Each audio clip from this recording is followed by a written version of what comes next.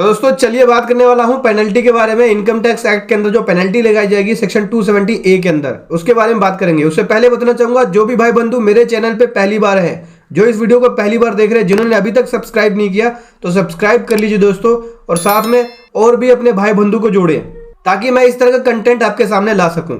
तो चलिए बताता हूं दोस्तों, सेक्शन 270A के अंदर जो पेनल्टी है, पेनल्टी का जो प्रोविजन है वो 17-18 ऑनवर्ड लेके आया गया है। 17-18 ऑनवर्ड से ये पेनल्टी का प्रोविजन एप्लीकेबल है, जहां पे दो बातें बताई गई है। पहला, अगर आप अंडर रिपोर्ट करते हैं इनकम का तो उस केस में 50% पेनल्टी लगेगी। जितना अमाउंट आपका अंडर रिपोर्ट होगा उसके ऊपर जो टैक्स पेबल होगा उसका 50% पेनल्टी के रूप में भरना पड़ेगा। और अगर आपने अंडर रिपोर्ट किया किसकी वजह से? मिस रिपोर्ट की वजह से, ठीक है, मतलब मिस रिपोर्ट की वजह से आपने अंडर रिपोर्ट किया तो उस केस में 200% की पेनल्टी बनेगी। जो आपका अंडर रिपोर्ट के अंदर टैक्स पेबल बना उसका 200% आपको पेनल्टी के रूप में भरना पड़ेगा। अंडर रिपोर्ट के अंदर केवल 50% है टैक्स पेबल, जो अंडर रिपोर्ट का हुआ उसका 50% पेनल्टी, और मिस रिपोर्ट के अंदर, अंडर रिपोर्ट के अंदर जो टैक्स पेबल होगा उसका 200% आपको पेनल्टी भरनी पड़ेगी। ये अंडर रिपोर्ट या मिस रिपोर्ट क्या होता है, चलिए एक बार समझते हैं कि अंडर रिपोर्ट या मिस रिपोर्ट क्या होता है। तो दोस्तों बात करूं यहाँ पे मैं सेक्शन 270A सबसेक्शन 2 के अंदर अंडर रिपोर्ट के बारे में बताया गया कि अंडर रिपोर्ट कौन कौन सी इनकम होती है या कब आपकी इनकम अंडर रिपोर्ट मानी जाती है। तो दोस्तों सबसे पहले पॉइंट में बोलते हैं ए वाले में कि इनकम जो असेस किया गया है वो ज्यादा है जो इनकम डिटरमाइंड है सेक्शन 143 सबसेक्शन 1 क्लोज ए के अंदर। मतलब कि जब आप ITR फाइल करते हैं तो क्या करती है डिपार्टमेंट, आपको इंटीमेशन भेजती है। इंटीमेशन के अंदर आपने देखा भी होगा सेक्शन 143 सबसेक्शन 1 के अंदर आपकी ITR का वो चेक करके अपना एक इंटीमेशन बनाते हैं, और जो आपने फाइल करी और जो उनके प्रोविजंस के हिसाब से है वो देखते हैं कि आपने सही फाइल करी है या गलत फाइल करी है। उस केस में आपको इंटीमेशन भेजते हैं। अगर उस दौरान पता चला कि आपकी इनकम जो आपने रिपोर्ट करी है वो ज्यादा है, जो इनकम आपने ITR के अंदर डिटरमाइन किया, जो आपने कैलकुलेट किया वो ज्यादा है, तो उस केस में ये आपकी इनकम अंडर रिपोर्ट आती है। ऐसे केस में आपके ऊपर सेक्शन 270A के पेनल्टी का प्रोविजन एप्लीकेबल हो जाता है। दूसरे पॉइंट में बात करें, अगर इनकम जो असेस किया गया है वो ज्यादा है, जो मैक्सिमम अमाउंट चार्जेबल नहीं है टैक्स का, और जहां पे इनकम टैक्स रिटर्न फर्निश नहीं की गई है। मतलब कि इनकम जब आपकी चार्जेबल नहीं होती है टैक्स से, कौन से केस में होती है? जब एग्जम्पशन लिमिट से कम होती है आपकी इनकम, तब आपकी चार्जेबल नहीं होती है। एग्जम्पशन लिमिट कितनी है? 2.5 लाख की। अगर उससे कम है तो चार्जेबल नहीं होती है। लेकिन जब इनकम असेस की गई आपकी, जब इनकम आपकी असेस की गई तो उस केस में पता चला कि आपकी इनकम तो ज्यादा है 2.5 लाख से, तो उस केस में वो आपकी इनकम अंडर रिपोर्ट मानी जाएगी और पेनल्टी का प्रोविजन एप्लीकेबल हो जाएगा। उसके बाद बात करें, जब इनकम आपकी रीअसेस की गई और जो आपने इनकम डिक्लेयर करी है, असेस करी है, उससे ज्यादा निकली, या रीअसेसमेंट जब किया गया तो उससे ज्यादा निकली, तो उस केस में भी अंडर रिपोर्टिंग माना जाएगा। और दोस्तों आपकी जो डीम्ड इनकम है, डीम्ड टोटल इनकम असेस या रीअसेस की गई है, प्रोविजन जो सेक्शन 115 JB के हिसाब से या 115 JC के हिसाब से है वो ज्यादा है इंटीमेशन के अंदर। सेक्शन 143 से सेक्शन 1 क्लोज ए के अंदर जो कंप्यूट किया गया, इंटीमेशन जो किया गया, आपकी ITR का जो प्रोसेस किया गया उसके अंदर ज्यादा निकली है, तो उस केस में भी आपकी अंडर रिपोर्ट मानी जाएगी।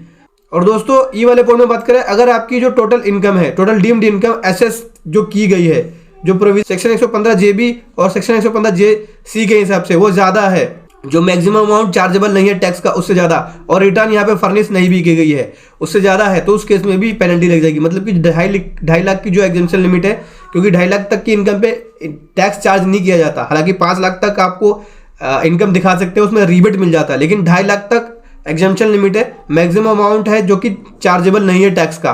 अगर उससे ज्यादा निकल जाता है, वो ज्यादा है, तो उस केस में अंडर रिपोर्ट मानी जाएगी।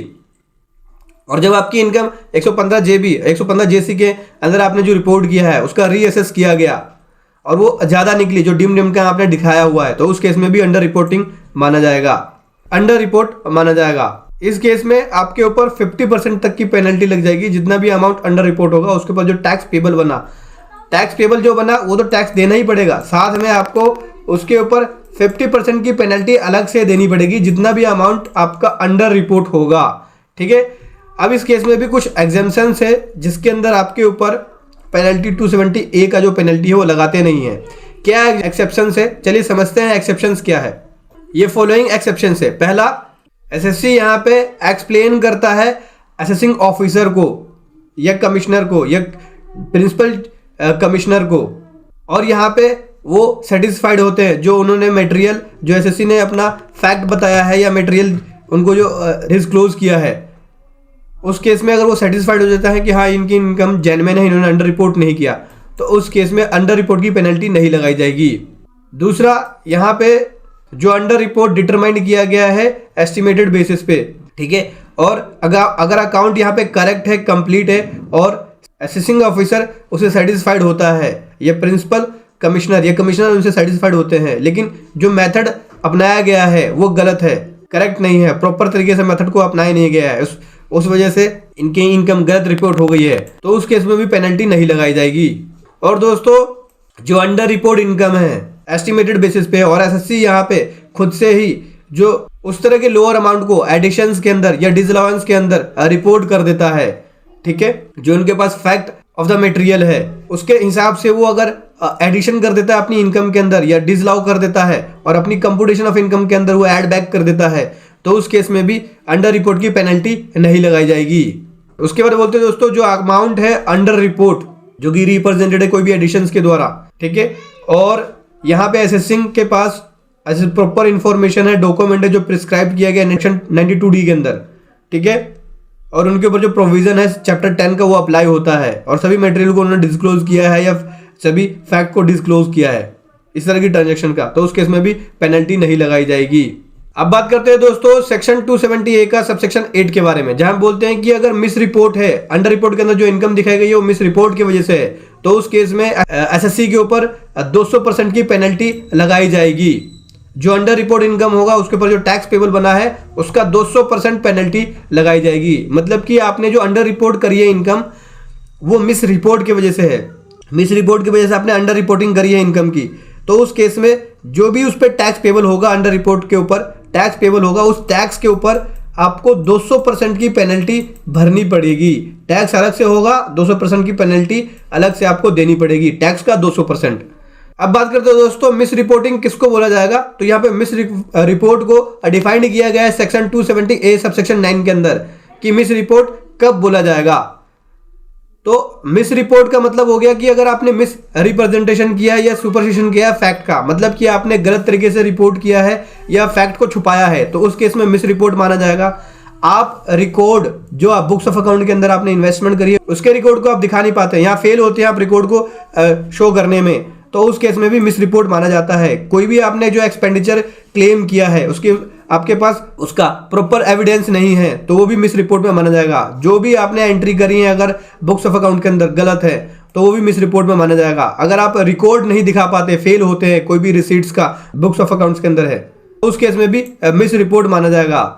आप फेल हो जाते हैं रिपोर्ट करने में इंटरनेशनल ट्रांजैक्शंस का या कोई भी ट्रांजैक्शन का जो कि इंटरनेशनल ट्रांजैक्शन के रूप में माना गया है, जिस चैप्टर 10 के प्रोविजन अप्लाई हैं, उसके रिकॉर्ड को भी आप दिखा नहीं पाते, तो उस केस में भी मिस रिपोर्ट माना जाएगा। इस तरह के तमाम केसेस पे जो भी अंडर रिपोर्ट के अंदर टैक्स पेबल होगा उसके ऊपर 200% पेनल्टी बनेगी। मान के चलिए कि 100 रुपए का अगर टैक्स पेबल बना अंडर रिपोर्टिंग के अंदर, तो इसका 200% निकालेंगे, इसका मतलब कि 200 रुपए आपका यहाँ पे टैक्स पेबल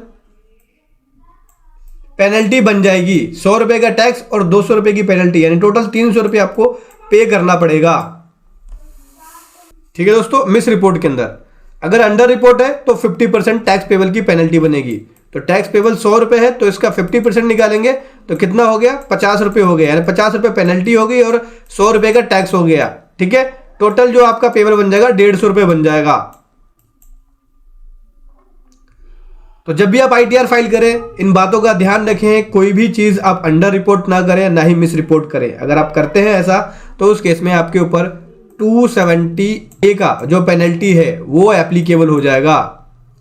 वीडियो कैसी लगी जरूर बताएं। Thank you so much. जय हिंद, वंदे मातरम।